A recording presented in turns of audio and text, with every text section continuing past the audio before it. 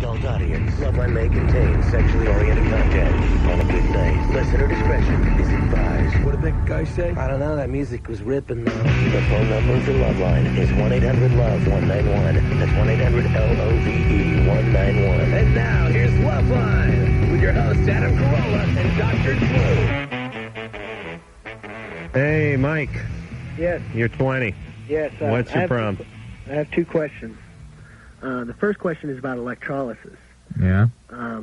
Right now, I currently keep my scrotum shaved. That's nice. And I was wondering if I could use Even during the winter? Yeah. Wow. I let it grow out during the winter, and then during the summer months, I'll go ahead and shave it. You really have a choice? Yeah, I just wear a tight pair of underwear during the winter months. Mm-hmm. I see. A little bit of Gold Bond. Right. All right, what's the question? I was wondering if I could use electrolysis to I don't know. To eliminate unsightly hair in that area, I don't know. Would it do anything to my testicles or anything like that? No, it wouldn't hurt your testicles, but the skin down there is awfully delicate. I would be surprised if they would do electrolysis. And I'll tell you, but they do tattooing. I mean, I don't know if you tip those guys after a session, but I do know this is one time you're going for the wallet. You know what I mean? I don't know if it's appropriate. I don't know if it's like the barber. I can't figure out in society what stuff you're supposed to tip. You know, guy drives you, guy cuts your hair, you tip him. Guy gets you like a 3/4 fitting or adapter from behind the counter, you don't tip him. Yeah. But anyway, this is a time I think you'd definitely be tipping. Mike, what's wrong with you? Nothing's wrong with me. Oh, please. You're not going to get your nuts electrolyzed. They got the home electrolysis machines. They don't have those home electrolysis. Drew, is there such a thing as a home electrolysis Never, machine? No. How much is electrolysis? I don't know. Electrolysis machine. A machine? I'm sure it's thousands and thousands. No, they're $30 in like Walmart. Yeah. Oh, yeah, sure. Yeah. Well, why have electrolysis professionals? Listen, I wouldn't put one of those on my neighbor's dog's ass.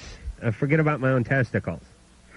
Don't experiment with your testes, Mike, please. That pretty much takes care of question one then, I guess. What's question two? Question two, I've heard that you can test a woman for VD by using earwax. No. No? What are you, Cherokee? MacGyver.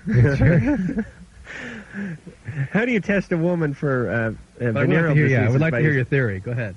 Well, what I've been told is you just get a little bit of earwax and put it inside of her, and if it burns, then she's positive. Oh, for Christ's sake. Yeah, and where do you do that? The nuttiest thing I've ever heard in my entire life. You do life. that at the bar, or you wait till you get home? All right, Shaun, please, what do you do for a living?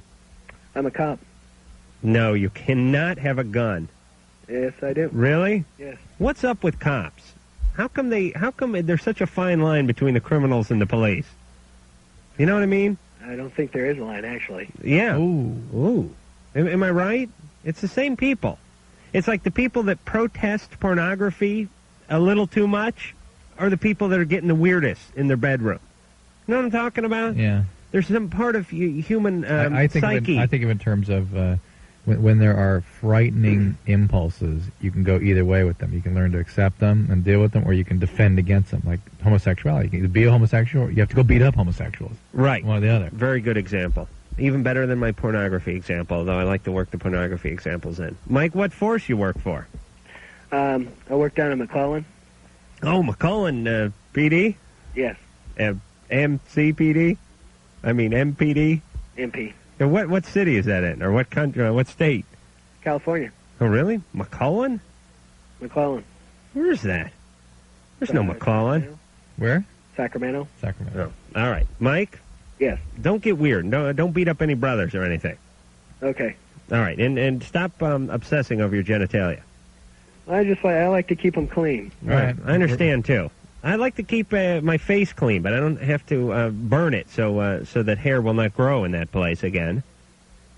So keep it clean, please. I happen to believe, by the way, that sort of criminal mentality that you're suggesting police have is a mistake. I mean, I'm sure there are some within a squad like that, but I really know a lot of policemen who are really genuinely good people and have to take the rap for that. Drew doesn't want the Culver City PD to pay us another visit. No, they can.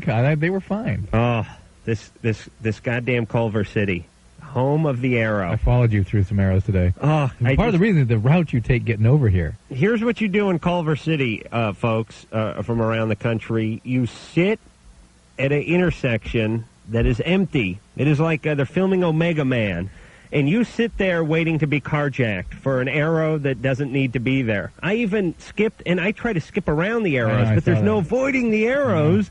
And I ran into a street the other day that was right only and had a right turn arrow. Please, I beg the city fathers of Culver City to just have some dignity and get rid of these arrows. Well, what is the rest of the country doing for arrows? So people understand where we are. We are right by the MGM Sony Studios, which is this huge complex, and there's some big streets that run around it that are just governed by lights. Nothing but arrows in Culver City, and for that, it is a dump.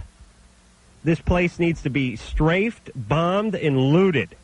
Oh, there's more arrows per square foot in Culver City than any metro. All right. Kim? All right. Well, no, wait a minute. Shut up. Yeah. I got to set the show up here. Okay, I'm Adam Carolla. It's Dr. Drew, a board-certified physician. Sure? Listen, just because you slept last night doesn't mean you get to get involved with the show. I don't think I'm not rested. Just shush. What's the number? 1-800-LOVE-191. Fax number 310-854-4455. Shaun Palmer is going to be our guest tonight. He's a champion snowboarder, and we're looking for him to bring home a little Olympic gold. We're talking to Kennedy about that and how it's going to be a new Olympic sport over there in Nagano, Japan. And I'm guessing Shaun is going to go over there and, no, he's not. He just shook his head no. He's going there, damn it. Hey, Shaun, if you weren't going there, you're going now, you bastard. And don't come back without the gold. But he does this new discipline, border cross, right? Or should I call it discipline? Is that the right word? I don't know what you call it. It's just, I think the guys who smoke a certain amount of weed do the bowl, and then the guys who smoke a certain amount more do the freestyle, and then the guys who actually run the hemp farm do the border cross. I think that's the way it works. All right, so we ready to move ahead? Yeah. So Shaun will be in here after the break. Kim. Hi. Hey, you're 15. I'm calling about breast reduction surgery. I'm 34D. I was wondering how old you usually have to be to get it done. 18, usually. See, when I'm in charge, it's going to be 48. You know who got it younger was, remember Soleil Moonfry? Right. Punky Brewster? Punky Brewster. She got it around 16, 17. And you see what happened to her career? But she was happy with the procedure. Oh, she was happy, but her agent was pissed. So. Well, you have not seen hide nor hair of Punky Brewster since you got that breast job, have you? There you go. Because that's where her hidden power lied. Oh, it was like Superman's cape. Oh, yes. Was she channeling from some energy from... I certainly have derived a certain amount of energy from her breasts, and now my source has been cut off as well. But I'm able to move sources. Kim? Yeah? How big is the rest of you? I'm 5'6", and I'm about 120. I'm not that big. That's right in my wheelhouse. Look, you're learning to deal with this change in your anatomy. It's really embarrassing. I understand, and the guys, I'm sure, treat you in ways that you find just reprehensible.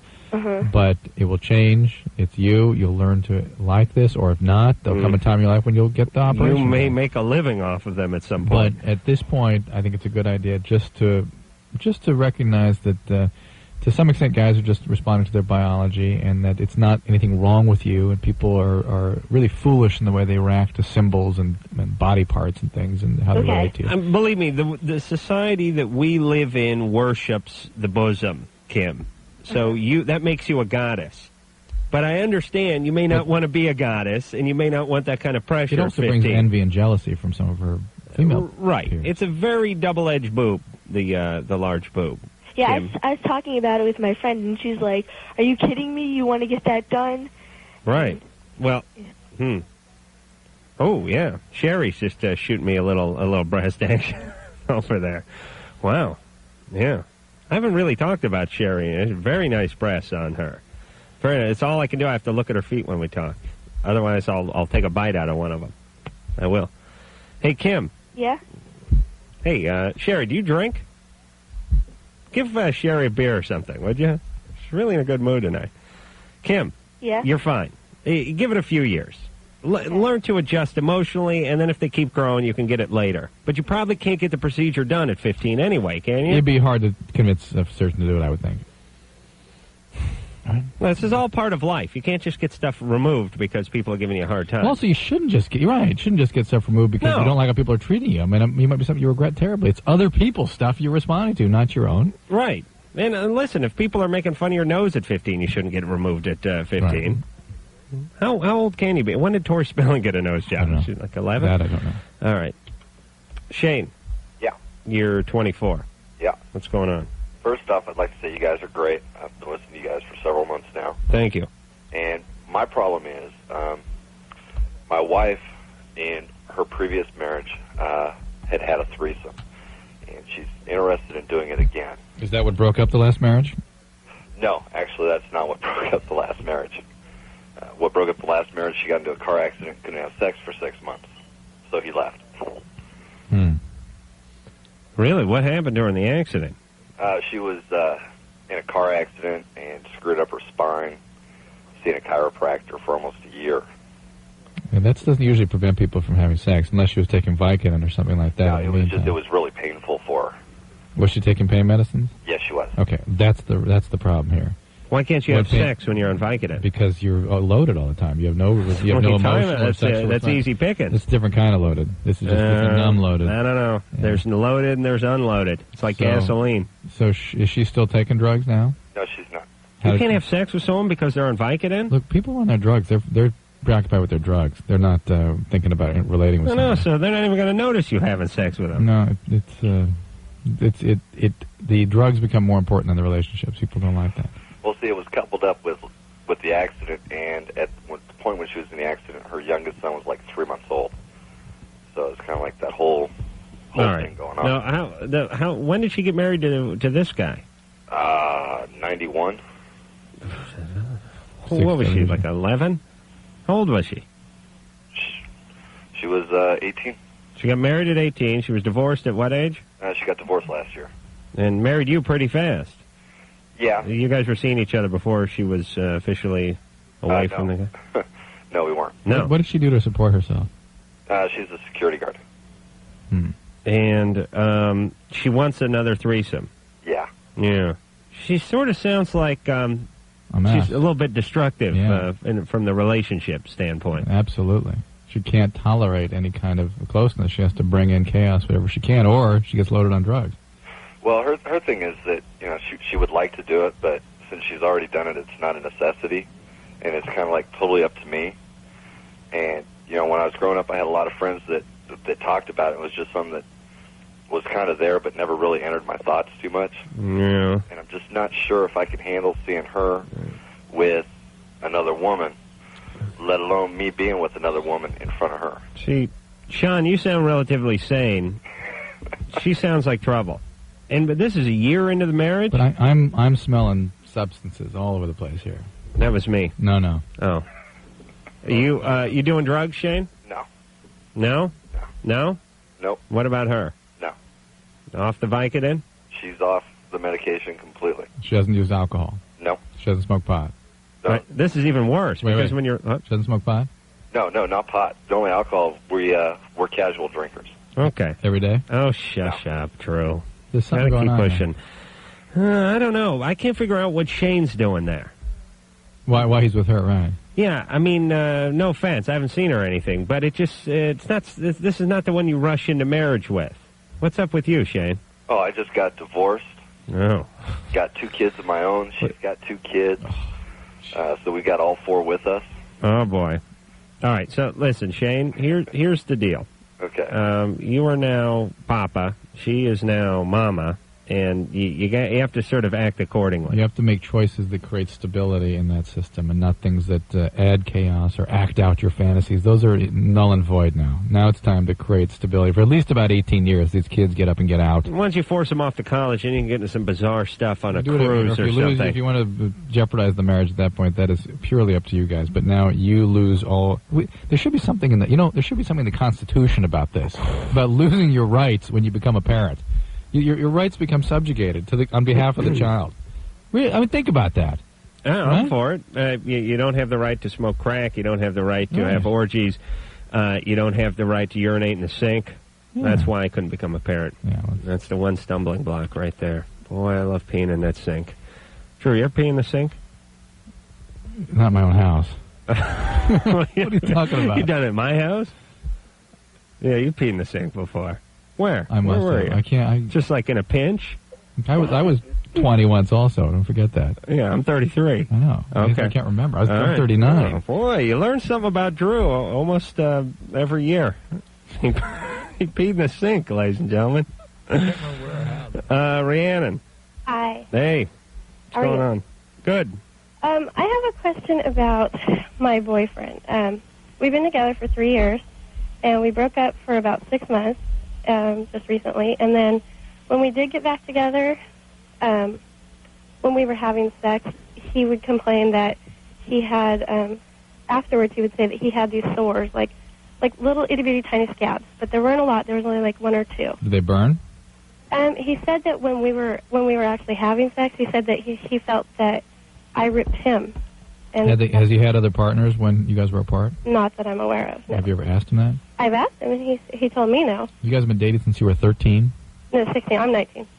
Oh, How old is he? He's 21. Okay. And I'm 19. I thought you said something about 6 years. No, 3 years. 3 years. Okay. Yeah. Okay, so where did these sores come from? And what are they? They're just little tiny, Well, that's what herpes looks like. And if it anything that burns that looks like a little pop blister or an ulcer or a scab or anything on the penis has got to be suspected to be herpes until proven otherwise. Everything on the penis burns, though, Drew. I understand that, but no. I mean, syphilis doesn't burn. LGV doesn't burn. Oh, LGV. That's where we part ways, Drew. I think it burns. Yeah. What is that LGV? Lymphogranuloma venereum. Yeah, no doubt. Rhiannon? Yes. So what do you want him to do? Go see a doctor? Well, no, I was just wondering if... That's what he needs to do. But... How long have you been having sex with him now? Oh, 3 years. No, I mean since he developed these sores. Well, we were doing it in between when we were broken up, because we were off and on in between. It was just a big old mess, but we ended up getting back together, and he had those in between that time. Right. Don't you think he should see a doctor? Yeah. Okay, well then don't say no. Well, I was just I can't stand everybody with their just a negative, so what do you want him to do? See a doctor? No, yeah. You want him to see a doctor. And you need to know also that a significant, perhaps majority of women that have herpes never actually develop any symptoms that they are aware of. All right, so everybody needs to see a doctor. Possible you have, and I'm not saying it's definitely what he has, but this is the thing that needs to be ruled out right away. If it's just some sort of skin irritation, then that's that. He needs to take care of it, keep it dry, keep it clean. But it needs to be checked out from an infectious disease standpoint first. I think I can get people to say no to almost any question just by the way you've posed the question. Just have me ask it. No, or you can do it this way. So what do you want me to do? Give you $1 million? No. No, that's not what I'm... Oh, okay. I just realized you like me to give you can get almost any answer out of our listeners by just phrasing the question the right or wrong way. That's it. Of course you practice law now. It's just the whole sodomy part of the being attorney is the part I have difficulty with. Brad. They only do that to their customers. Oh, really? I thought they did it to the country. Yeah. Brad, you're 20. Yeah. What's going on? Me and my wife just got married last week. Okay. And her mom and dad disapproved of it. Mm-hmm. And they didn't even show up to the wedding because they don't like me, I guess. Mm-hmm. Why don't they like you? They said it's because I don't make enough money where I work. Is that what they've said to you? Well, basically that's it. Her mom and dad are money hungry people. Is that what they've said to you? Her mom did, yes. Her dad didn't. Where do they work? Where do you work, rather? I work at a meat company. Huh. And what do you do at the meat company? I cut meat. What was the hurry to get married? Because we loved each other and we've been planning it for 5 months. How old is she? 20. Do you use one of those band saws, or do you do it by hand? I do it by hand. Oh, it's kind of nice to have that old world craftsmanship brought to the meat business. I would go insane cutting meat. Why? I can't even cut my own steak. I get weird. You know? No. I have to have a Asian woman do it for me, even at home. Oh, yes. I keep her in the closet. I call her Miss Gristle. No, she has to come in and just cuts the meat. That's all. Brad. Yeah. All right. Well, you're not going to win them over by anything we're going to tell you to tell them. Mm-hmm. Here's how you win them over. You be a good husband. Yeah. You be a good father. You be a good citizen. You be the best damn meat cutter you can be. And you earn as much money as you can to take care of your wife. I mean, if she's happy and she's adequately provided for, they'll be fine. Yeah, I say this every night. Parents instinctively don't like any boy their girl brings home. at the beginning, when they're young. Yeah. Then later on, they get desperate. You know, if the woman makes it into like her late 20s, early 30s, she bring home Tex Watkins, you know, or one of the Manson boys, and mom's going to roll out the red carpet. You do that at like 35 or something like that. Is it Tex Watson? Who's that? Or Watkins? Serial killer or something? One of the Manson family, Drew. The only one I remember is Manson is Squeaky Fromm. You don't remember Tex? No. I never read Helter Skelter or any of that stuff. All right. Did you? Well, you never read anything. Wait, don't yell at me because I know who Tex is. All right. Get defensive with my ass. Put it right back on you. The point is when you're young, they don't like anyone they bring over. When they're old, they'll take anybody because they're desperate. Yeah, okay? Okay. All right. Just go. Hey, shut Drew's mic off. No, shut Drew's mic off. Because he can't play nice. All right, you learn your lesson? What the hell's going on? All right, Shaun Palmer, snowboarding king, will be in here in just a few minutes, and we'll be back, and I'll talk to Drew during the break.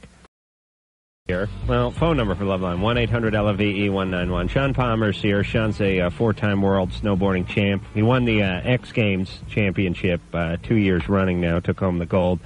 In which event? That's border cross. Oh, okay. And I was looking at the people. Who are your publicists? I got Cheryl Lynch and Allison here. All right, fire both of them.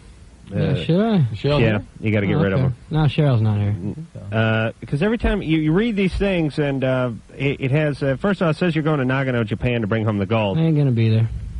Maybe they didn't mean you're going to compete. Maybe they just thought you're just going to go there and buy a gold watch or something and come back. So there could be some confusion. Maybe there's two Shaun Palmers. And they also left out the four-time world champ part. But they did get in the part about you having a zest for life, which is really an important part of these bios. But anyway, you're here to plug the Swatch Border Cross World Tour, which is coming up this weekend. Big Bear this weekend, yeah. Second stop. That would be 30th, 31st, and then February 1st. And how does that go? It's the second stop on the Swatch Border Cross, and they take about 40 guys and run them down through heat races. It's kind of just like motocross. You go through heat race, semifinal, final. Right. You race 6 guys at once. Fastest guy to the bottom wins. And can you pick whatever line you want?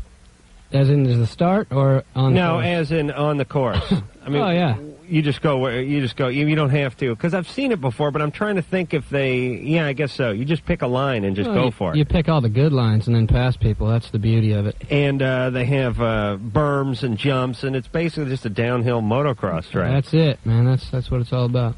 And it's all basically based on like weight, drag, aerodynamic drag, gravity, and so on and so forth. Yeah, wax is really important. You really got to prep your board. That's like your motor. There's a good wax job in prepping. So. Is a 200-pound dude going to go faster than a 150-pound dude on the same board? Well, it depends if he had in and out or not. If you had a good fat cheeseburger, he might get lucky. And he can propel himself. But usually weight doesn't matter too much. All right, so he's into the. Drew thinks you're a marijuana addict, by the way, because you're into the mountain bike riding, you're into the snowboarding, and you're into the motocross. By the way, now what were you saying about the snowboarding? I'm sorry, about the mountain biking. Mountain biking, I got into in '96 and missed being world champion by 0.15 of a second, which is about an inch. Well, it's really an eternity if you think about it. 0.15 of a second, a lot could happen in that time. And what about '97? That was kind of a drunk season, actually. I was doing a little bit of booze, and we fell off the back a little bit. I got second in the Nationals, and I want to win the tour this year. He does confirm my theory. What, about alcohol? What? I'm not a doper. No, that people drawn... Drew thinks everyone who snowboards is a doper. No, I don't, actually. A lot of them are. No, that people that are drawn to extreme sports typically have the biology of alcoholism. Yeah. Parent or grandparent with alcoholism. Or what's your ethnic descent? I'm all about alcohol. I've done it since I was a kid. Yeah, and been a sloshing drunk for a long time. It turns out that the gene that predisposes to the conditioning caused by alcohol also is activated by thrill. And extreme sports activate that same part of the brain.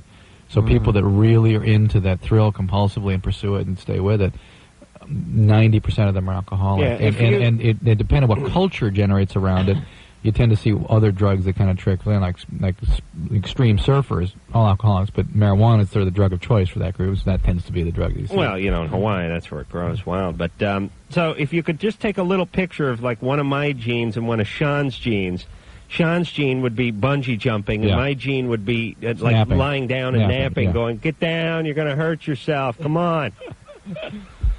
All right. But see, thank God he's got that gene. Otherwise, he'd be working at a Taco Bell. Look at him. He's selling snowboards. He's making money. He's getting down with chicks. That gene is a function of natural selection, and it has distinct evolutionary advantages. Oh, you lucky bastard with that alcohol gene. No, because look what they can do.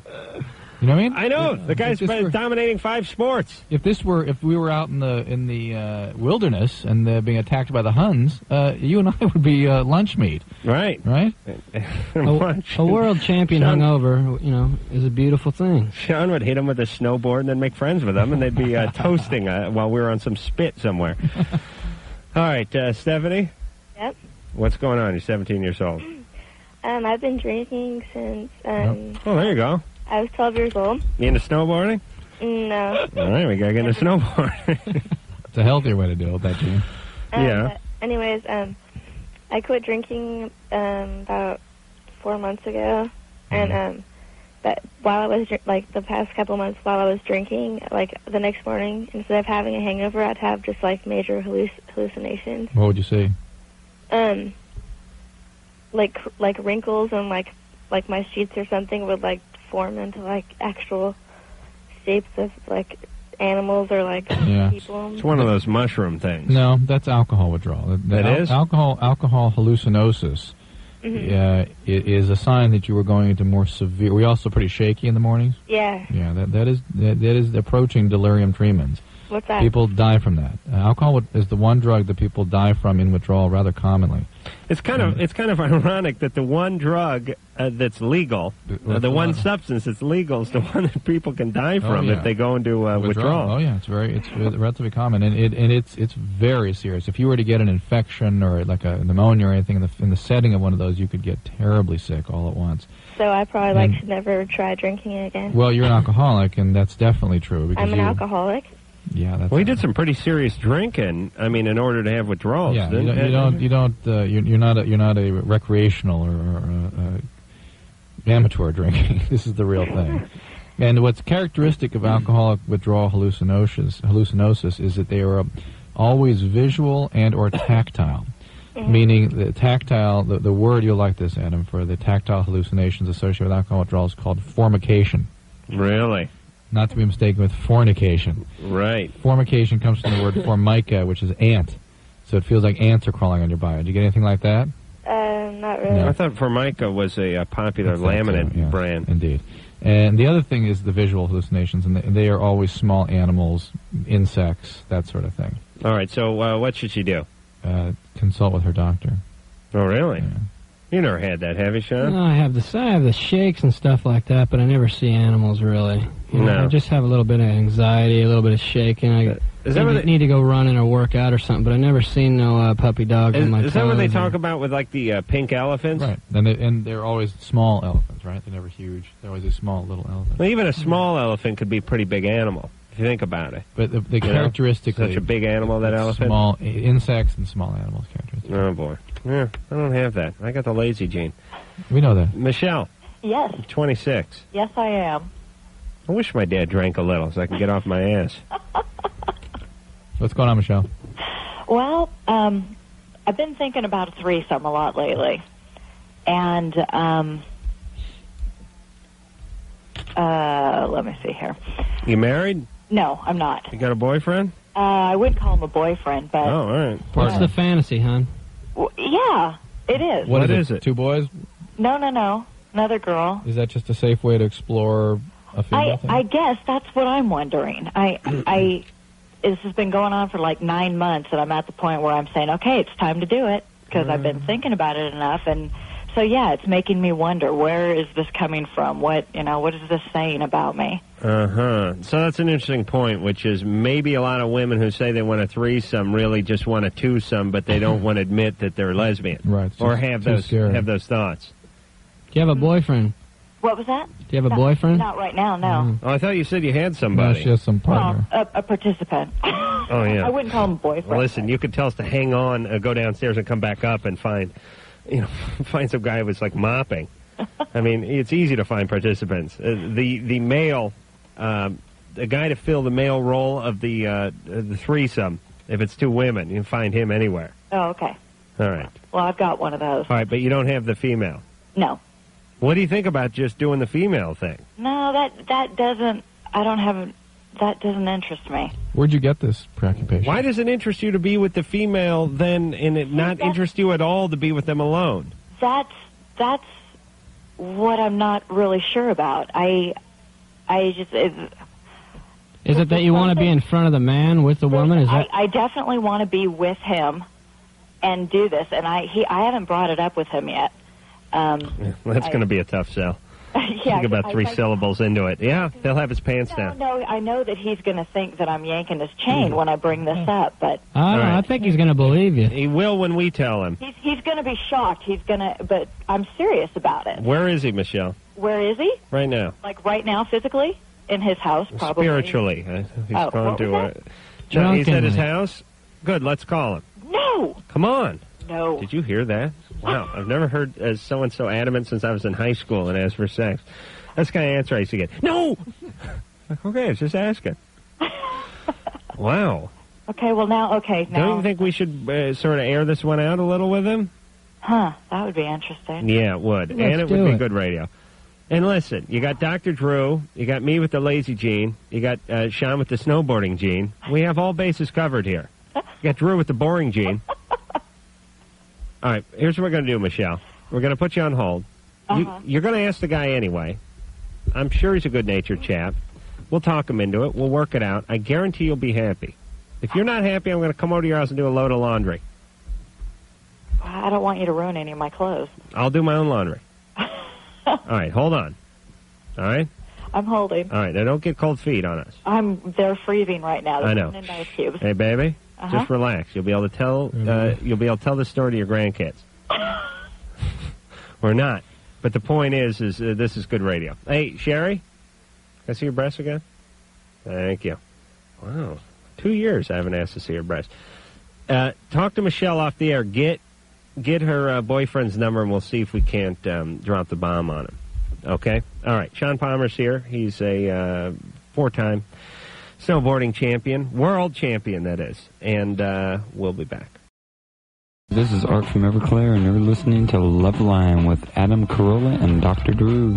Yes, you is. Love that Art and that Everclear. Shaun Palmer's here, 4-time world snowboarding champ, and 2 years running now, won the gold in the X Games. Where they have the X Games border cross this year? That was in Crested Butte, Colorado. Last season it was at Snow Summit, California, up here in the local mountains. Now, are the courses in board cross, which we've sort of likened to motocross, do they vary like the motocross circuits do? Yeah, they're all different. Usually they screw them up a lot because of the pitch of the mountain, and they don't spend a lot of time to make them good, but the Swatch ones are pretty good. I mean, they're getting more towards motocross tracks and more legit, but... Do they, is there a prescribed length or drop or anything like that, or they just vary from place to place? It varies from a 30-second course to maybe a minute-long course, minute and a half sometimes. Just depends on the mountain, if it's Europe, if it's America. How long is a minute course? How long? Yeah, I mean, probably, how much ground do you cover in a minute? Probably like 3 football fields, maybe 2 football fields. And what speeds do you get up to on those things? At the last Extreme Games, we probably hit 35, 40 miles an hour into the start, going down through some mogul field. It was pretty ridiculous, but... And, Drew, the moguls are like the whoopties in the motocross. I see. They used to call me... I know moguls. I'm going to ski next week. Mogul bust in Carolla back. Do you ski? No, I don't ski. I'm going next week. See the scar I have on the bridge of my nose? Yeah. Skiing.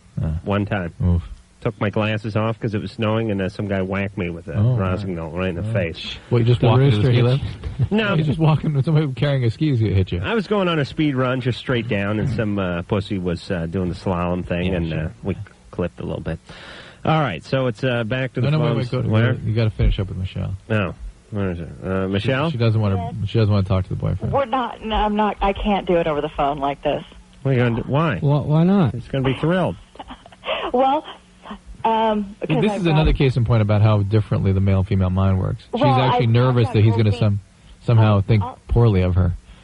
Wait, what was that? What are you nervous about?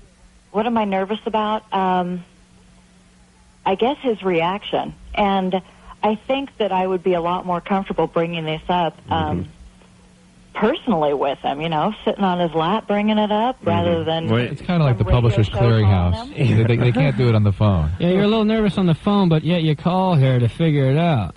Yeah, we need to figure this out, Michelle. I need some feedback here. I mean... What do you think his reaction might be? Righteous indignation? Do you think that may be it, or do you think he may just do a cartwheel? Yeah. Please, Michelle. The man's going to be elated. I'd be backflipping if I was the guy. Really? Yeah. Oh, yeah. But see, now, y'all don't know what I look like, so you can't say that. You good looking?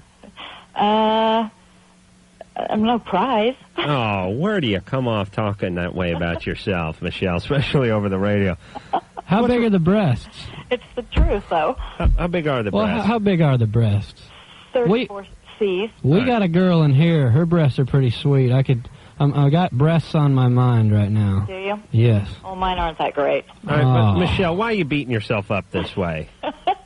You sound delightful. Oh, thank you. What's wrong with you? I'm 6 feet tall. That's perfect. Oh, okay. Play basketball? No, I don't. No. Yeah. What else? What else? Yeah. Just that usually does it.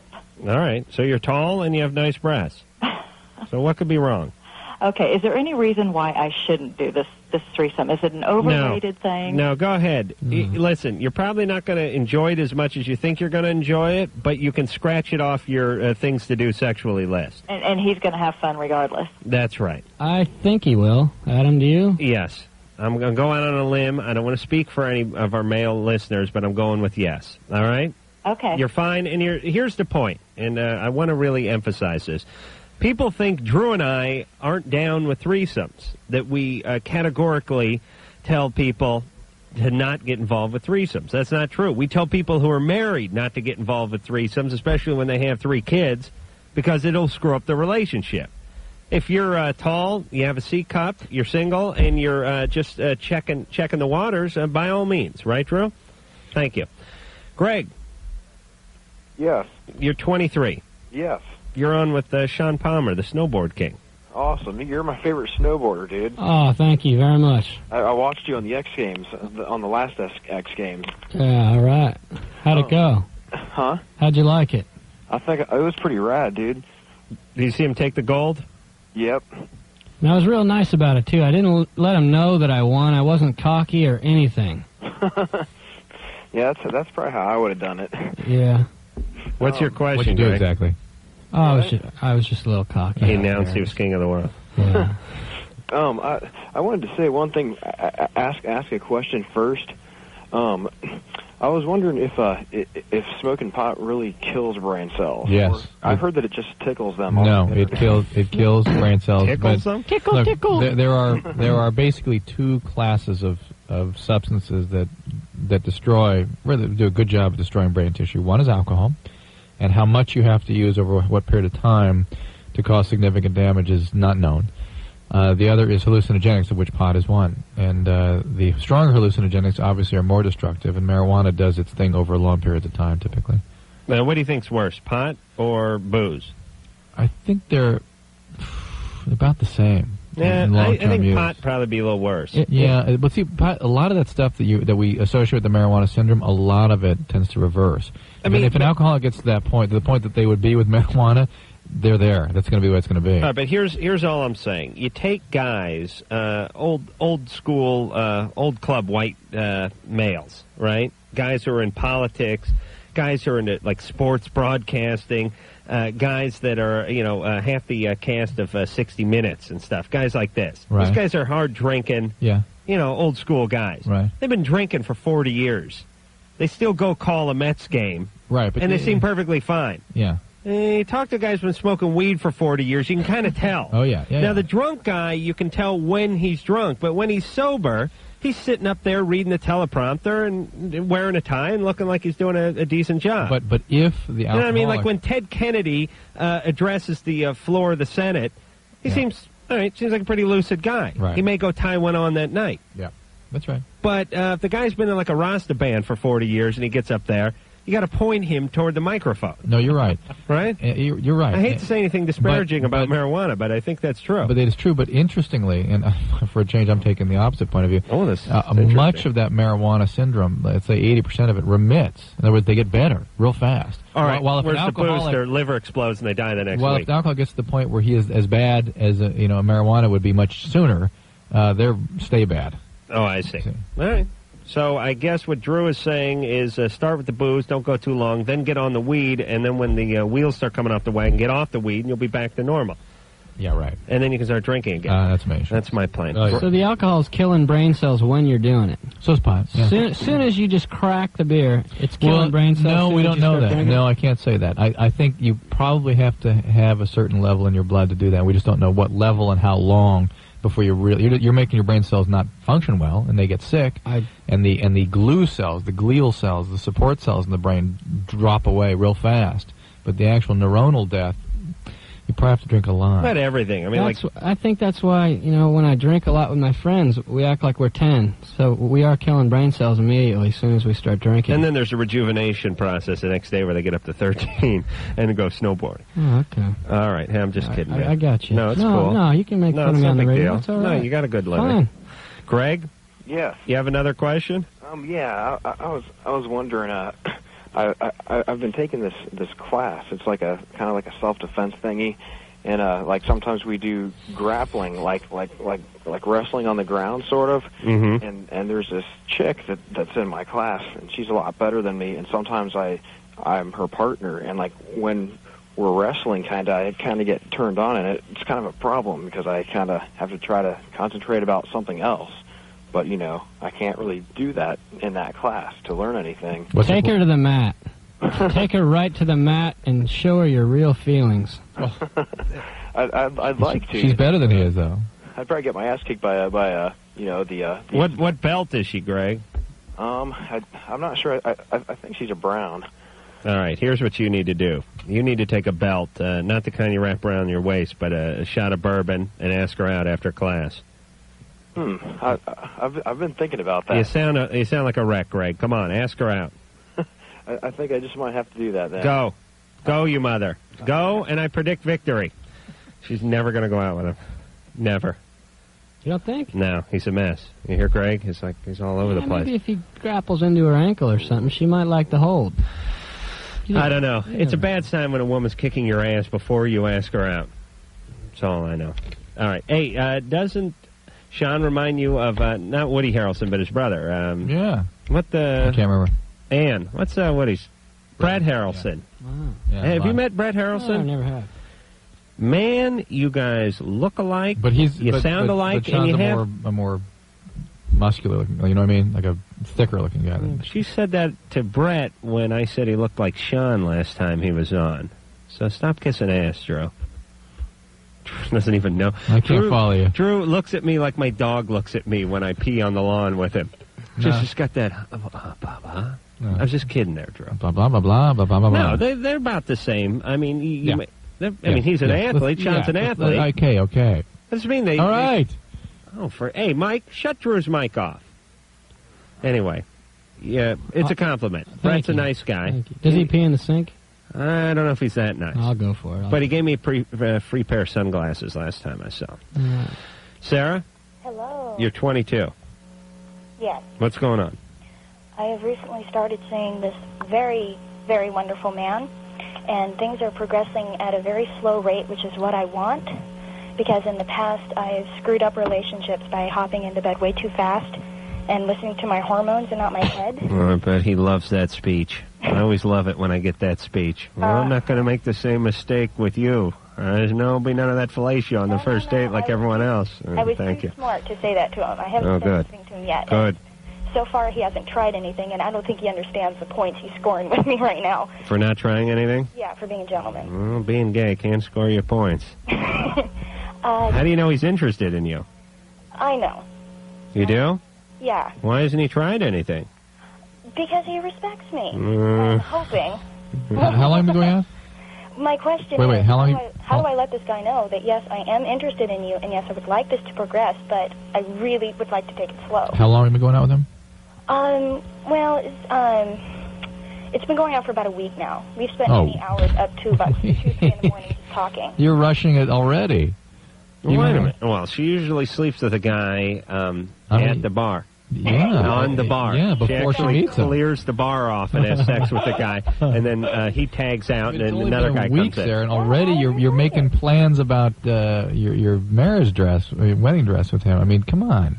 If you want it to progress slowly, give it a few weeks or a month. Yeah, but they stay up till 4 in the morning talking, and he doesn't try anything.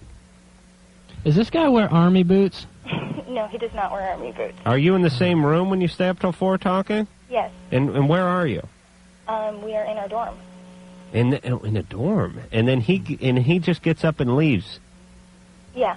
This is It's only been a week.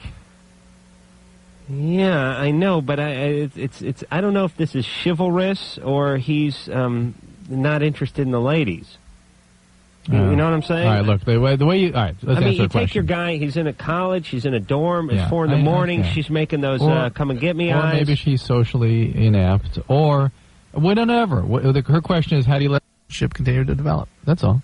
So she should turn it, she should actually read out of a textbook, No, Adam? no. Oh, you have a couple of beers and you do that Heimlich maneuver thing, and, next thing you know, you're getting it on. She wants to have sex with No, him. she doesn't want to have sex with him. All right. I got to talk some sense into Drew. We'll be back. Hey, Loveline, Adam Carolla, Dr. Drew, Shaun Palmer, Snowboarding King, and we will be back in 10 seconds. This is Loveline on radio station. Carolla QFM, Pasadena, Los Angeles. The world famous K-Rock. All right. Adam Carolla, Dr. Drew, Loveline. Phone number, 1-800-LOVE-191. Shaun Palmer is here as the four-time world champ of snowboarding and won the X Game gold 2 years now. Anyway, Shaun is here to promote this Swatch Border Cross World Tour, which is it kicking off in this weekend? The first event was in Europe. The second round is in Big Bear this weekend. All right, so stateside, it's being kicked off in U.S. Bear Mountain, and that'll be all this weekend. And then they go on to Copper Mountain in Colorado. That would be the 20th and through the 22nd of February. And then to, what is that, Mount Snow? Vermont. Back east. Call it Mount Snow? You could call it Mount Ice if you'd like. Oh, yeah. Oh, yeah, it gets a little bit cold there, huh? Yeah. And that's March, early March. In Killington, the only 7th. Hill and Mount in Vermont? Oh, there's all kinds of them back there. Well, where do you get off calling it Mount Snow? It's a ridiculous name. You know what it's like? It's like the Japanese named it, and that's the translation.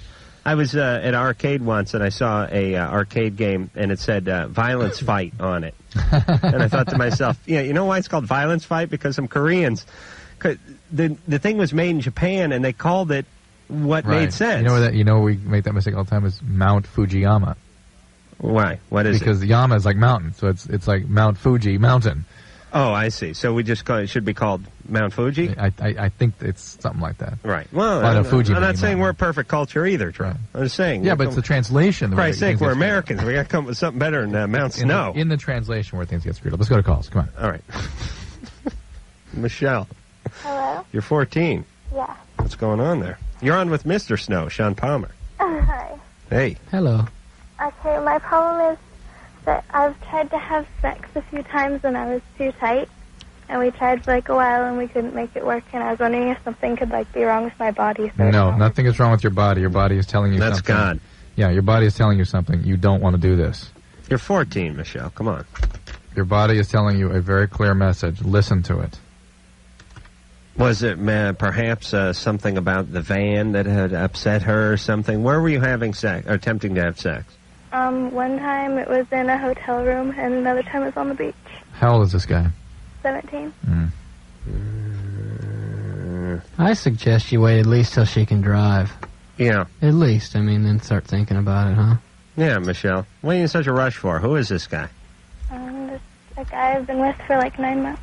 Mm-hmm. And what's up with you? Is this guy 18 or is he 17?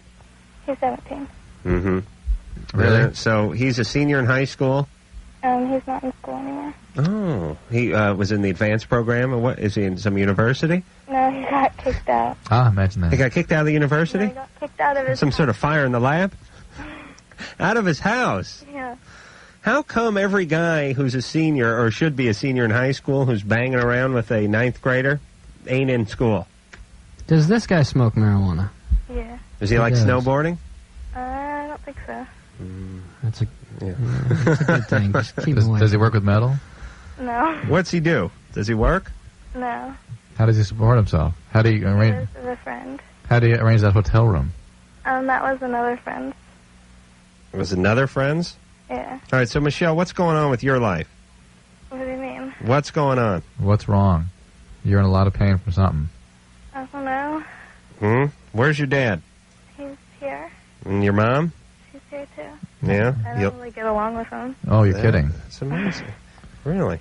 Do they hit you ever? They don't really hit me, but like they've done other types of things. Like what? Like they've like kind of pushed me, and like my dad like broke a door on me one time. Broke a door on you? He took the whole door and broke it? I was running away from him because I was scared. Mm-hmm. And like, so I shut the door. Like I ran into the bathroom and shut the door, and he like broke it off the hinges, and it like hit my back. Hollow core? Just thinking about doors. All right, so Michelle, here's what I predict. I predict this guy gets you pregnant before your 15th birthday, perhaps gives you some venereal disease, and you become a statistic unless you listen to us right now. The fact that you haven't been able to have sex with him is a brilliant, brilliant blessing in disguise. For us, it's not in disguise. And for society, it's not a disguise. It's just a flat-out blessing. I don't trust this guy. He's a screw-up. He gets kicked out of his house. He's too old for you, and you got to stop living like an adult when you're 14. Your vagina doesn't want to live like an adult. You understand? That's why it's not going along with the plan. You need to work out whatever you need to work out with your folks. They need to step up to the plate, by the way. I am so sick of hearing about these pathetic parents who just let their kids run around because they don't know what to do with them. Yeah, we need laws to after parents like that. We need laws. We need silencers. Well, I'll put them out of their misery. Are you in school, Michelle? Yeah. Are you doing all right? Pretty much. Really? I'm good in everything except for math. All right, well, stay with No it girls because are good at math. this could fall apart very easily. All right, stay in school. Don't have sex with this guy. Go back to your when it comes time to have sex with him, make sure you wear some protection. Oh, yeah. You weren't. He wasn't wearing protection, was he, Michelle? He was. Huh? He was. No. Both times? Yeah. What do you have? Like a wet nap draped around his penis? Condom? All right. I don't trust this guy. All right. He's not the world's greatest guy, Michelle. All right. You're in the 9th grade? Yeah. Yeah. He would have been a senior. What? No. He's potentially a senior. All right. Michelle, don't have sex. 2 years. All right. All right. Get along with your parents. Okay, thank All right. you. Find Jesus Christ, please. Thank God she can't have sex with this guy. Yeah. Listen, when I was a senior in high school, the notion of going over to the junior high and banging some 9th grader, I mean, listen, I was as horny and as screwed up as the next guy, but it wasn't even really in... Maybe more? Maybe worse. Thank you. Even you wouldn't All do right, that. shut up. It wasn't in my sexual vocabulary Right, to that's go the point. bang a 9th grader. Yes. How about when you were 21? Oh, yeah. I mean, we talk to people all day long. They're 21 and they're banging at 15-year-olds. It's like, where does that impulse come from? I don't know. You've been driving for 5 years. She doesn't have her permit yet, and you're just going to go. But really, it comes back to the parents. Always. Because listen, I don't care if you got a 14-year-old who's attempting sex on the beach or in some hotel room or whatever, some guy who got kicked out of the house or whatever. That's your fault. Yep. Natalie. Hi. You're 27. Yeah. You're on with Shaun Palmer, the snowboarder. Hi. Hello. I just want to say, Drew, Adam, I listen to you guys every week. You guys are, hilarious sometimes and really right on another. Well, thank you. I have this situation that I'm not quite sure how it all came about, but you'll have to excuse me, I'm really nervous. There is a gentleman, he's like 69, almost 70. He might be 70 now. I met him 3 years ago through a coworker of mine and a classmate, and had similar interests, and he's a lawyer for the state. And anyway, you know, he took an interest in me, and, you know, I used to do photography at his house and his dark room and so on. Anyway, I left to go to college in San Francisco for 2 years and didn't talk to him, didn't deal with him at all. It started getting crazy. I came back last year. What do you mean it started getting crazy? Oh, he started making demands on, you know, school and how, what... Wait, you said this was just... Wait. This was just... writing letters to Excuse me, Natalie. You said this was just a guy you used as darkroom a couple times. We became friends. We used to go out to dinner and talk, and, you know, we were friends. All right, so But you went away to school. Why was he even in contact with you? Because I didn't want to be in contact with him at all. But you went away to school. I mean, what other friends did you stay in contact with when you went away to school? You were away at school. Why were you even in contact with this I guy? was only 3 hours away. Why were you in contact with this guy? Anyway, the reason... Wait, Natalie, why did you maintain contact with this guy? Natalie, I'm done with you. Unless Drew, were you talking to me? No. Were you talking to Shaun? No. How many times did I ask the question? Wow. It was like 11. Natalie, and by the way, this is why Natalie's in the bind that Natalie's in, because this guy kept calling her on the phone going, I want to put my penis in your ear. And she went, when can I use the dark room? I got something dark in the dark room I want you to develop for me. Oh, look at me, I'm developing an erection. Yeah, do you have any, can I use those oversized tongs to flip the Let's get back picture to find what's going on. No.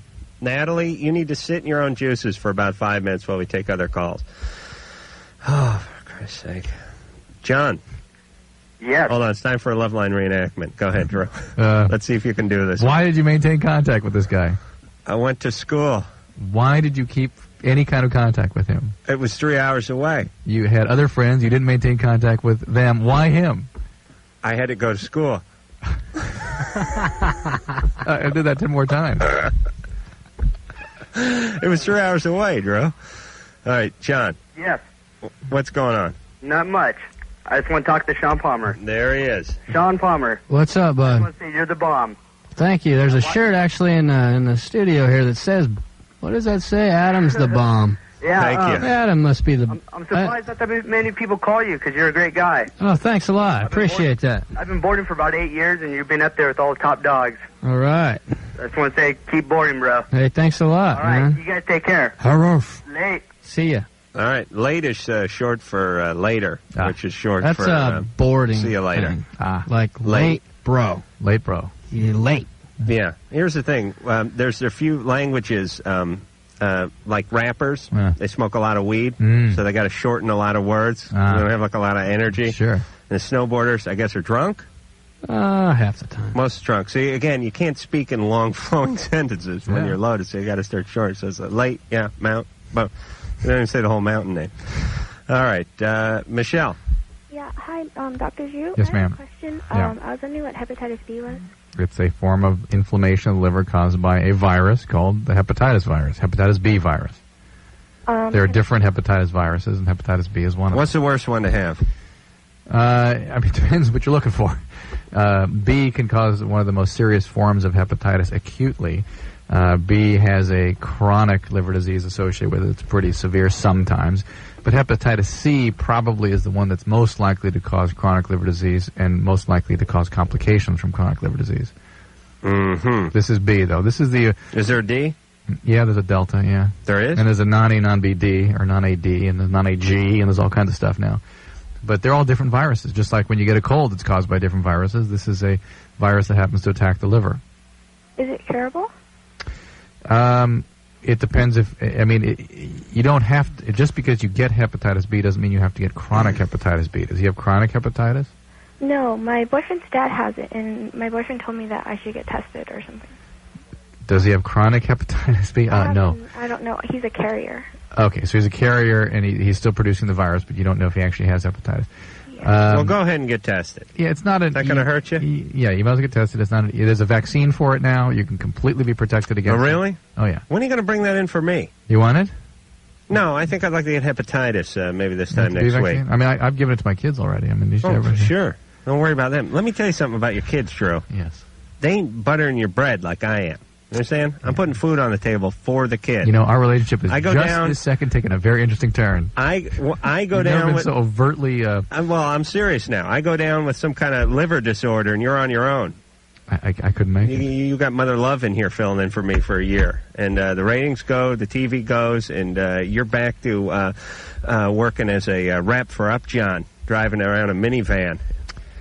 I appreciate you, Adam. I really do. You're a pro, and let me go on record. Let me kiss your ass a little bit, saying how much I appreciate what you've done for me and my family and this show. Okay. Please. All right, now let me just address two quick things. Yeah. First off, I got a call from the office today. They want to know if I got 10 minutes to spare for the Playboy folks who are doing 20 questions with Dr. Drew. With Drew. Not with me and Drew, not with me, with Drew. Playboy's 20 questions. And Drew could give a rat's hiney about that. For me, it would be the pinnacle of my career. It'd be like me getting interviewed in JAMA. And what's that stand for? Journal of American Medical Association. Right. And you being left out. You understand? That is my JAMA. Right, that's your journal. That's my journal. Yeah, it's your rag. Yeah, it is. And you're doing 20 questions with that, like you're some kind of celebrity. And they just want to talk to me about you. Right. I know that. That sickens me. I'm sorry. And number two, I called your hand doctor guy today who apologized for not getting back to me, saying he should have gotten back to me. Okay. And it turns out it's just a cyst. Yeah. So the $1,500 worth of the MRI, not necessary. Is he going to take it out? He's going to drain it. Oh, he's not even going to take it out? No.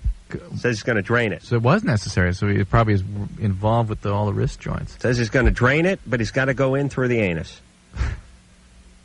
What's your I wrist? really question that. I'd like to get a second opinion. Right there, huh? See, I got that big lump there. And it's really starting to pain me now. Are you left-handed? Yeah, I am. That's the one? That's the hand. That's the lucky lump. I don't need much of my hand. Are you talking about to masturbate? Yeah. I only use part of my pinky. Ah. I don't even use my whole pinky. I just use the end part. All right. Hey, Natalie. Yeah. You've depressed her. Okay, she's pissed off. All right, Drew, go ahead and ask her that question. All right, now, why did you maintain contact with this guy? You were away at school. I didn't maintain contact with him. So you didn't talk to him? No, for 2 years I didn't talk to him at all. But you said you. How did he get out of line then? I saw him last year. I started talking to him again when I came back. We became friends again. He started helping me out with my business. I'm starting a new business.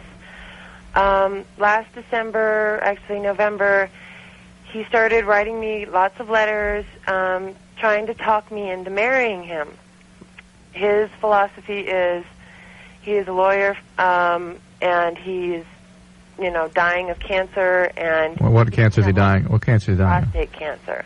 I don't know if the dying of cancer would be part of my philosophy. And by the way, a 70-year-old man with prostate cancer is much more likely to die of other causes than prostate cancer. He has blood clots all over. No. He's got a degenerated hip. No, Natalie, at around 85. He's not dying. He already had the surgery. They told him that, he's already his medication doubled Natalie, over the last few months. Let me tell you statistically, a 70-year-old man is more likely he to... also talks about killing himself. Well, he sounds like a great guy, but he's lying to you about the prostate cancer, because in many university centers they will not operate on a 7-year-old prostate cancer because his likelihood of dying of something else is higher, and or getting complications of surgery higher than dying of the prostate cancer. Oh, I know for a fact he had surgery. I know that for a fact. Because he was 68 or 69 when we had it, probably. Yeah, it was like a little over a year ago. But I'm telling you. All right, let's get off the hiney for just 1 second here. Natalie, the guy's a nutball. You gonna marry him? I know this, but, anyway, I did. I married him. Oh. Well, that answers that question. That's what I've been trying to get to. Why'd you marry him? Okay. Because he wanted to ensure, this is what he said, lifetime support for me, and he wants me to get his retirement. That's what a bunch of BS. And he has to stay alive for a year. The marriage has to last for an entire year for me to get that, and nobody else would be able to get it, only his wife. And he checked it out, like if the wife remarries, she still gets it. And what do you have to do during that year? Well, I I mean, I made him sign this whole agreement that there. I mean, it's been nothing but a platonic relationship. You made him sign a no-sex agreement? Huh? You made him sign a no-sex clause? Yeah, I've never. How do you draft something like that up? Huh? Where do you get that? From a lawyer. I had a lawyer draw it up. And how did it word it? Platonic, I think. I mean, I'm thinking that's what it is. No nookusum rectus? I don't have to live with them. So why are you with this guy? She wants some money. Obviously, that's what I'm trying to get to here. The money is a great enabler, but I mean, I care about him in a strange sort of way. In a money type of way. As a grandfather, as a friend. Okay. You know. Why don't you give him a little bit of sex? No, never. Well, wait a minute. Hold on. I think I'm with you on this. This guy's dying of 5 different kinds of cancer. Nothing. Okay, so his last year on Earth should be spent masturbating. He can't even do that. Right. Well, okay, now even worse. That's when I kill myself. I can't lift my penis, I lift a gun. That's what I do. At least dance for him. After, the 1-year anniversary, he's going to shoot himself. Oh, he is? And he's deeding everything. I mean, he's talking about deeding his house to me. Okay. And he's so irrational that he can't even just go out to lunch and enjoy just, talking like we used to. I mean, boy. it's just gotten so crazy. All right, hold on, I Natalie. deal with it. We got to get to the bottom of you. Because here's the deal, Natalie. There's a crazy old F's on every corner. But it really takes a crazy 27-year-old to marry one. So, where's your dad? My father lives in Southern California. Mm-hmm. And how come you don't have a relationship with him? You do? Oh, yeah. Uh-huh. What did he do to you? Nothing. Huh? Nothing. In fact, my father was the one that was always there. Where was your mom? My mother was too busy with school, and then she divorced him, and then she had her boyfriend, and then her new husband, and... What was her boyfriend like? A great guy, actually. Were you living with He's her? my stepfather now. Were you living with her at the time she had the boyfriend? Yeah, it was insane. It was really insane. Why? What was insane? My parents had a really, really bitter divorce. They hated each other. They couldn't decide custody. It was joint custody, back and forth. They did that for 4 years. How old were you when this was all going on? 10 to 14. 10 to 14. So pretty heavy stuff to have to grow up in. Yeah, it was pretty heavy stuff. Yeah. Hey, Natalie, have we ever talked to you before? No. God, this... The voice? No, the content's familiar. I don't know why. I'm getting a deja vu thing. Huh. I can't quite explain it. Like 2 years ago or something. All right, so, Natalie. Yeah. Don't you think you need to kind of look into whatever that component is in you? That's what I'm wondering. Why is it that I seem to attract... It seems like this is my lot in life or something. You've had other things like this happen? This is enough, by the way. What was the other thing that happened? Oh, just people always wanting to help me. Like I've got this big sign on my forehead saying "Help me, I need help." Are you good looking? When I was a teenager, I was a model. But I mean, yeah, I'd say You need to be saved. That helps. People tend to want to help the good-looking people a little more. But there's something going on. There's some dynamic. There's some component, and we don't know what the hell it is. What? How can we help you in a sentence? No, we're done helping, Drew. Well, that's just. No, hey, wait a minute. We've cured her. You've ran into people who don't want to help. I want to know, should I turn this? I mean, because he puts these ultimatums on me. Like what? Well, like you need to take this many classes this semester, or you're not going to get any money. See, I see it, and this is what he's going to do. He's going to manipulate you with this agreement. It's going to be one thing after another. He's going to live another 15 years. Yeah, and he's going to live another 15 years. That's what's going to happen. All right, so, Natalie, what you need to do is quit BSing him, quit BSing yourself, quit BSing us, and have some dignity and some pride and just break it off with this guy and go solo. And what the hell's your dignity worth? You get a little stipend when the geezer kicks off. He leaves you.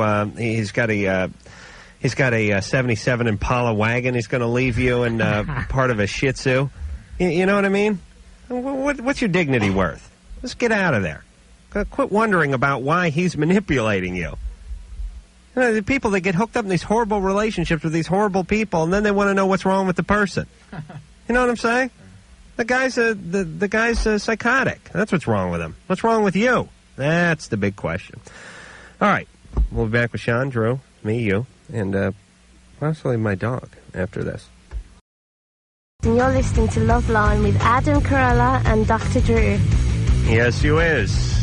Phone number, 1-800-LVE-191. I just realized she makes it sound like Adam Carolla. Carolla. Yeah. Well, say English. This is Kelly from the Sneaker Pimps, and you're listening to Loveline with Adam Carolla and Dr. Drew. Carolla DeVille. All right. Right. All right. And Shaun Palmer here is a four-time world snowboarding champ, and 2 years running now with the X Games gold medal. He's got the Swatch Border Cross World Tour, which is coming up this weekend, and that's over in Bear Mountain. That's where she's at. And he'll be there kicking ass and taking names. I like this, by the way. I agree with you that the judge stuff isn't as fun as the stuff where you just win. Yeah, it's the fastest man at the bottom. There's no judging about it, you know. Right. I'm judged enough in life. I don't need a judge to judge my competition, too. Right. And plus that Olympic stuff, there's always some a-hole from the country. Like, you know where you see it most? In boxing. You hear about it all the time. Some American gets in there. Like, for instance, I think it was, maybe Roy Jones Jr. Missed his fight. I can't remember that one. I remember I was actually at the 82 Olympics when Holyfield got disqualified. Yeah. He, in like a medal round, punched a guy, heartbeat, like right as the bell rang, knocked the guy out. Some guy from like Finland or something. He's probably a roofer now. And they gave him, he couldn't continue. But since he got hit right at the bell, they awarded him the silver, or he moved on to the gold medal fight, which meant if he lost, he got the silver, and I think Holyfield got the bronze. Yeah. Kind of a cool distinction, though. You know, he's walking around his town going, yeah, I beat him. I want to move on to a bigger challenge, like fry cook. All right, so, but anyway, in these boxing things, you hear about it all the time. The American guy goes in there, he kicks ass, and because they're in the country of wherever that's indigenous to whoever's fighting, they give the guy the bout. Yeah. I don't like that. Yeah. Oh, I'm glad I'm not going to Japan, because I had a few incidents over there before, too. And oh, you did? Oh, yeah. What happened? Oh, just back in the day, drinking games in the circus area over there in the hotel, punching beers with the frog launcher and all kinds of stuff. So the Olympics are in Japan, so it'd be a bad deal if I went there anyway. I'm guessing they try to extradite him there now. Yeah. They frown on that sort of drunken American snowboarding type of activity. They're into alcohol over there pretty big, but but they're not into acting out. Not in a big violent way. We like to get drunk and fight. Yeah. The Sapporos fall out of the vending machines. That's a beautiful thing. And how much, but is it like $4 or $5? It's like 100 yen or something like that. But it drops out, wham, just 40. Sapporo, right you got there. Him on way? Anywhere. Push that button. You're fine. All right, relax there, Drew. Don. Hey, what's up, guys? What'd you do, punch it or I did? You did. Oh, boy. Hello? I got a nap. Don, what's going on? Don, hey, what's going on? You guys remember me? I called last night. What was the story? The pregnant girl over the weekend. Right, we told you to go get the morning after. Yeah. Right, well, I called her up, like you guys told me to do and stuff, and, I didn't want to sound all cheesy to her. And so I kind of got into a conversation. Then I asked her, I told her about, how I wasn't wearing protection because I didn't know if she didn't remember or not, So, anyways, to make a long story short, like, we got into talking, and she just kept on telling me that should be, like, the least of my worries right now. Uh-oh. I guess because, like, she's going through menstruation, like, a couple days or something. Or it kind of sounded weird to me, and I'm, like, telling her, what do you mean it's the least of my worries? You know what I mean? So she didn't even really sound, Don? frustrated about it or anything. You go to junior college, Don? No, I'm in the Navy. Oh, in the Navy. Yeah. That's like junior college without the classes. But Don, but maybe remember there were some extenuating circumstances. Junior college here. with guns. Like she is the daughter of your dad's new girlfriend, right? And maybe that's what she was referring to. Oh, that's right. Yeah. I was trying to wonder about the ministration line. Yeah, I mean, maybe the least of your worries is the least of your worries. She's telling you she's menstruating and that she doesn't think she's pregnant, but that you involved yourself in a sticky situation. Oh, I don't know if she meant it like that. I mean, well, how did where did the least of your worries line come from? I don't know. She just told me, she goes, "Oh, you shouldn't even worry about that, Don." I'm like, "All right, I guess." So we just kept on our conversation and stuff, and she told me, "Oh, is this all you're calling for?" and like that. I'm like, "No, I just wanted," which actually it was, but I just wanted to let her know, I wasn't using protection. Yeah, it is the least of your worry. I mean, she's onto you. Yeah. You know what I'm saying? Remember when I went off last night about him, the cool dad syndrome? Right, that's what I wanted to talk to you about again. Yeah, it's not good for you, Don. All right, let's reset the call here. Drew, go ahead. Don ended up sleeping with his father's new girlfriend's daughter. Right. And this new girlfriend... 17? Well, actually, Dr. Drew, she's not really new. My dad's probably been seeing her for 5 years. All right, but this is the woman that broke up his family, and Mom is livid, bitter and livid, and Right. And as far as Don's concerned, everything's just fine. Well, everything's that's just what I fine. want to talk to you about, because I thought about that the whole day. Yeah. And I mean, you're totally right. How about? I mean, you probably don't know, or I probably don't know what's going on with my mom and my dad. I mean, they tell me a lot of stuff, but the point is, you're detached from it. You're just fine. Everything's fine, but everything is not fine. And you're acting in a way that suggests there's something brewing for you too. I mean, you impulsively sleep with the, and then you just talk with Dad about it again, like, because it's fine. Well, and Dad confirms that. Well, see, I've always been attracted to her every time I go over I understand, there. but this is a pretty. I mean, really stand back and look at this situation a little bit and listen to whatever feelings you have inside that are generated from this situation. Everything is not fine, and your dad makes everything seem fine because hey, he just support you. He's cool. All right. Well, the deed is done, and you're moving on, right, Don? Moving on to what? I don't know. What do you mean, what am I here? A CPO Sharky over here? I don't know what you're moving on to. I work on jet engines here, but Oh, you do? yeah, in San Diego.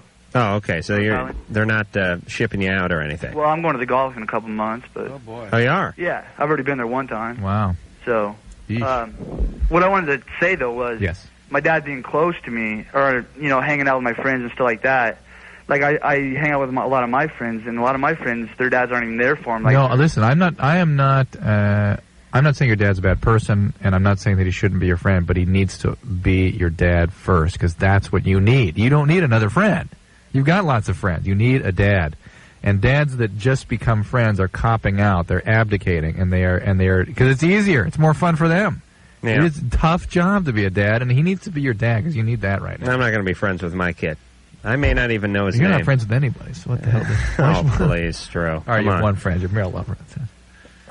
All right, well, that's a friend, isn't it? I understand. I want to be talking about him. Brian. Hello. You're 21. Yeah. All right, Drew, don't bring my male lover up on the show anymore.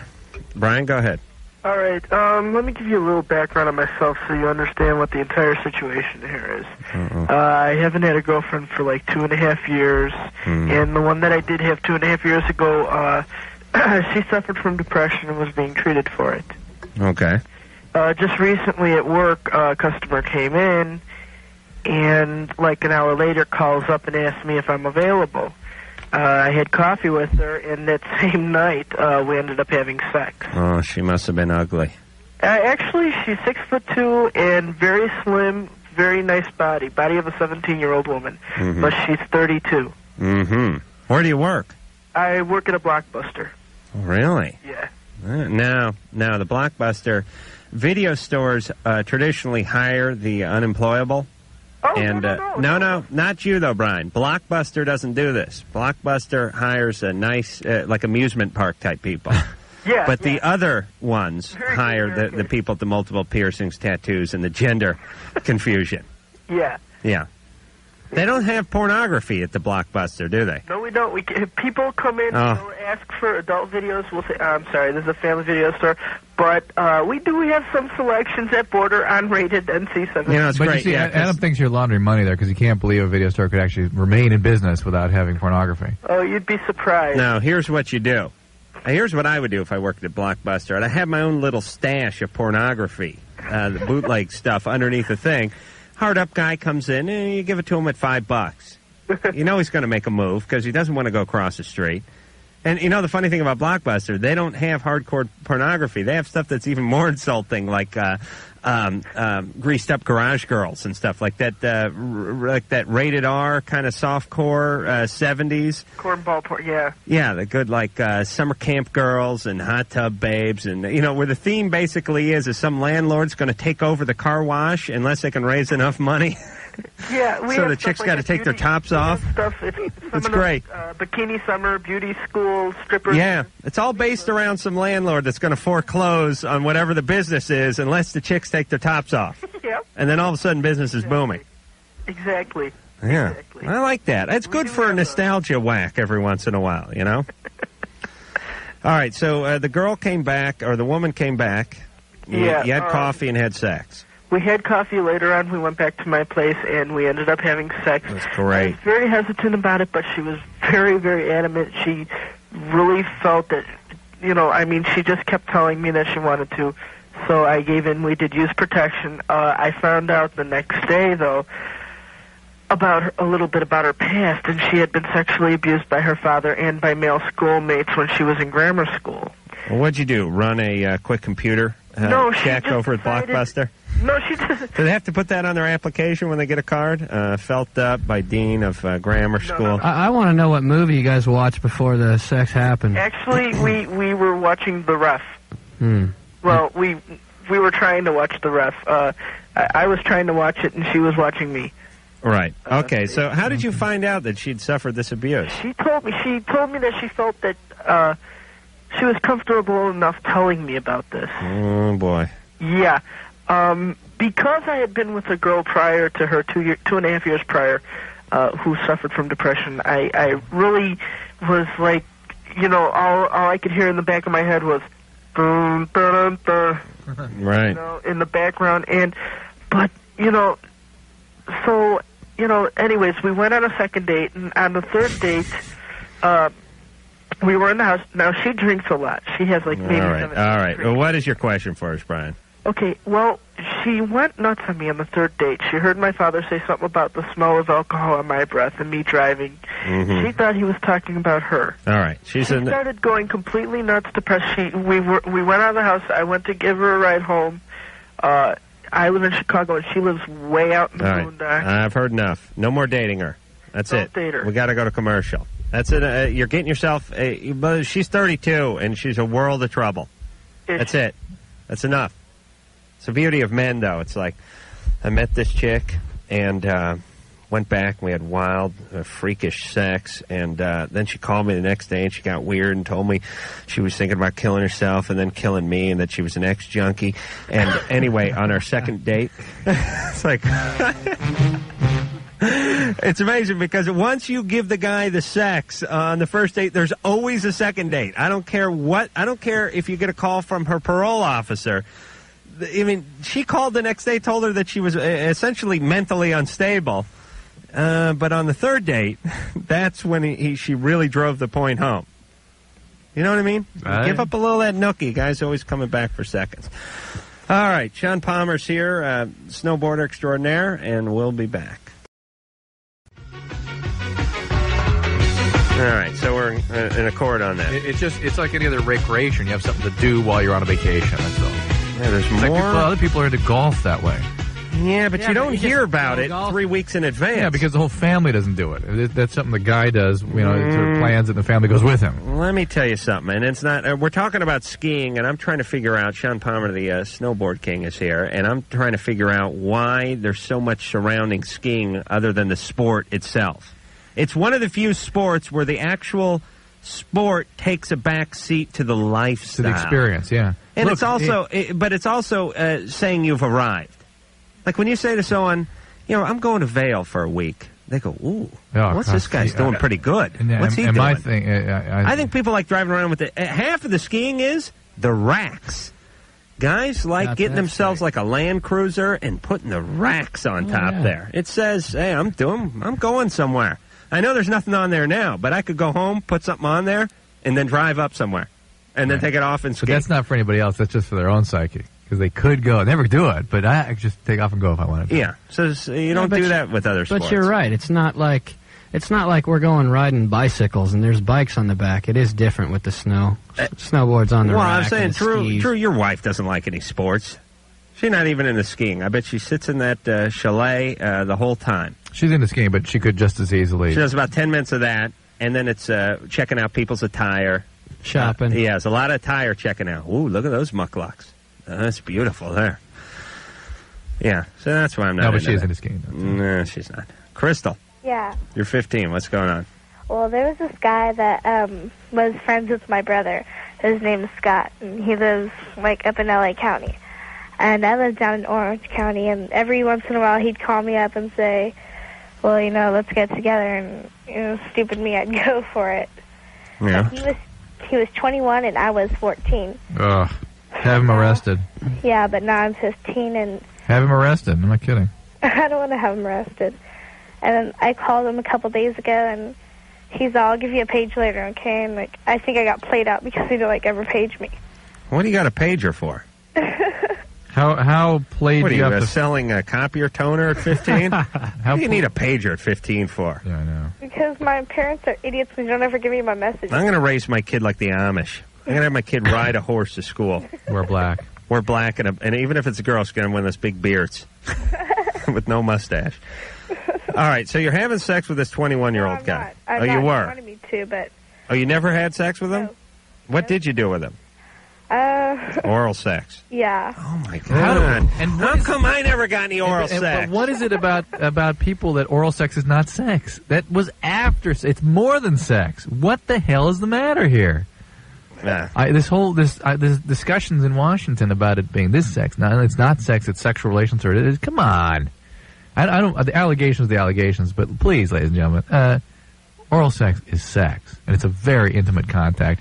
And if anything, it's a little degrading to women. And it's maybe perhaps more intimate than other means of contact. Yeah, it is. I agree. That's why I like it more. I like the degradation factor in there. Oh yeah. My brother was living at the Lakewood with him, Oh. and he had a girlfriend for 7 years, and her name was Janae. And my brother was doing her at the same time, me and him were together. In the next room or something? Yeah. Oh, how can you focus on that? But I got to take my sister's picture on the mantle and turn it down. Even when I masturbate, I can't focus on with that. but my brother didn't know. My brother didn't All right. So what's the Crystal? question What's for up with your family? Oh, they're a bunch of rejects. Okay. Well, it doesn't mean you got to give oral sex to everybody. It also doesn't mean you have to be a reject. No, Yeah, that's a good I've only point, done girl. it with one guy. Yeah, All right. You don't have to be a reject. You can salvage your life. Just because what's going on around you is pathetic doesn't mean you have to be pathetic. Well, I try not to. All right. Well, All right. don't be. Come on. 21-year-old guy who's dating a 14-year-old, he is pathetic. Oh, But now he's so retarded. What were you in the 9th grade? No, I'm a junior now. What were you when you gave him oral sex? Sophomore. All right, so 10th grade. 10th grade? 10th grade. All right. All right, so what's your question now? Okay, well, I'm dating, this guy now. It sounds kind of funny, but he's got the same name, and he's the same age and almost the same exact birthday, but he lives in a different city. Have him arrested, too. Yeah. You need, some sort of a dragnet. I like older guys, though, because the Yeah, guys my age are too immature. And you're right, but contain it a little bit. Try 17. We'll give a blessing to that. Yeah, I had a boyfriend that was 17. All right, we'll give you a blessing on that. Go out with a hairy 17-year-old. Could you do that? I met him in juvenile hall when I was locked up. Oh. And he ended up Crystal. cheating on me, so... You mean a criminal would be unreliable? That doesn't sound right. No. I'd have All to the look guys into I've that. ever dated have... All right, Crystal, listen. Here's what we're going to do. Yeah, that's an interesting point, Shaun. I was explaining to a friend of mine on the phone whose life wasn't going as well as he thought it could go. I said, listen, the only thing you have in life is really the ability to change, and everybody ignores this.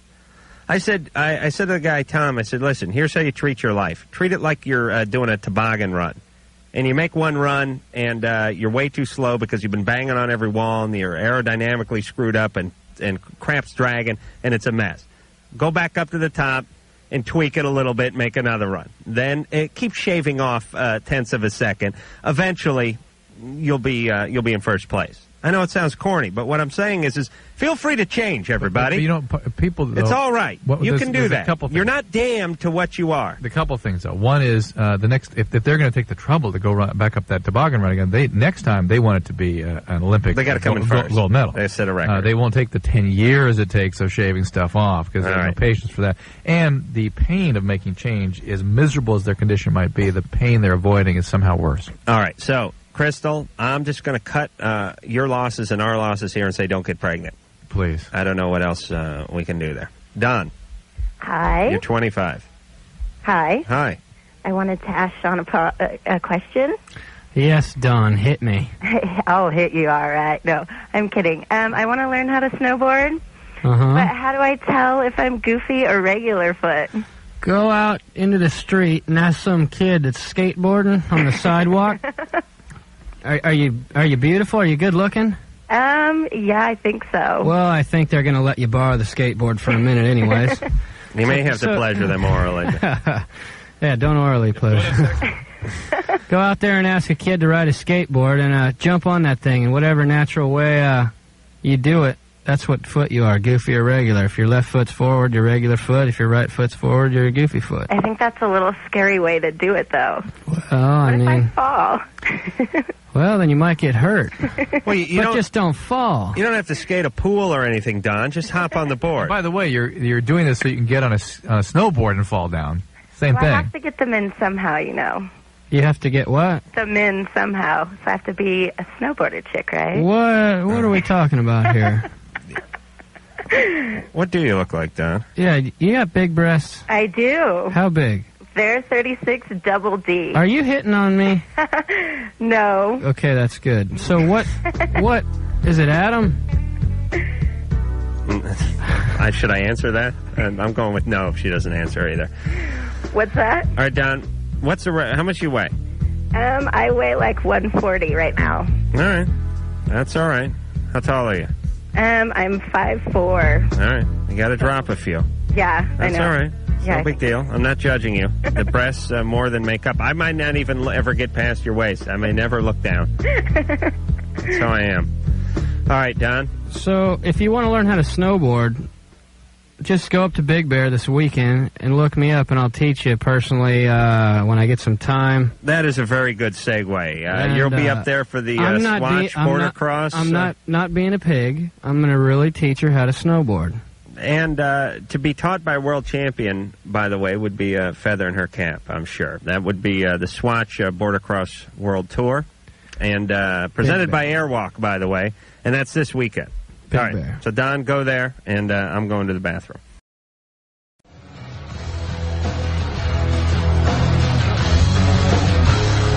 My lover likes me a lot, but sometimes I'm scared because he's very active. He gives me oral sex. I just give him a hand. Well, play out one more time, would you, Mike? Please, I just want to hear that. Drew is gone. Drew split early, and let's just have a little fun at his My lover expense. likes me a lot, but sometimes I'm scared because he's very active. He gives me oral sex. I just give him a hand. He wants to groom this child for his, abuse farm. Give me the. Is the faggot better run there, Engineer Mike? Is there? That's my favorite. The out of context Drew drops are my favorite thing that Drew does, and he doesn't even know he's doing them. It's just once in a while, Shawnee reads a piece of email or something, and then we play it back out of context. Mike, you can't find the faggot better run. Any good? How about can we? You're gay. That's a good one too. I like the he wants to breed him for his abuse farm, but the reason he said a hand there is because I think it said like blowjob or something like that, and Drew did a little editing on the fly there. I'm in pain. My breasts hurt. I was bored, so I had my tongue pierced. I was bored, so I put a spear through my penis. What about peyote in college? You have that one, Mike? Oh, Mike running around there. Oh, okay. All right, give it to me. Faggot better run. All right, Shaun Palmer, thank you very much. It's going to be up at Bear Mountain. Bear Mountain. This weekend.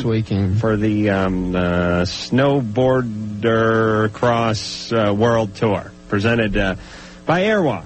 And Swatch. And Swatch. And so you can find Shaun up there riding what kind of board? A Palmer board. That's my own company there. What a coincidence. Yeah, they're pretty good, too. Well, you don't get to be four-time world champ from riding on a ironing board down the hill. I'll tell you that now.